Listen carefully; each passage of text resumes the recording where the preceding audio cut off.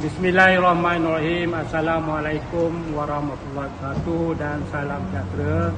Saya yang di-Ketua PIBG SMK Kejuari Tanjung Malim ingin mengajak seluruh ibu bapa dan masyarakat sekitar untuk memeriahkan Hari Terbuka Kejuaraan 2025. Tema tahun ini kreativiti, kemahiran, keusahawanan dan kesihatan, benar-benar menggambarkan semangat pelajar dan guru kita.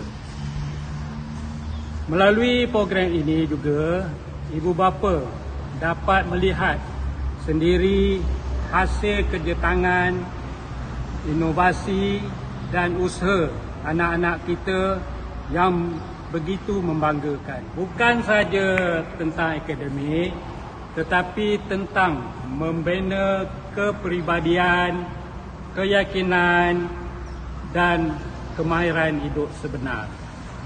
Sebagai wakil PIBG, saya amat berbangga melihat kerjasama serta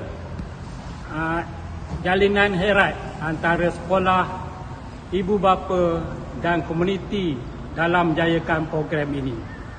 Marilah kita hadir memberi sokongan dan semangat kepada anak kita kerana kejayaan mereka adalah kejayaan kita bersama.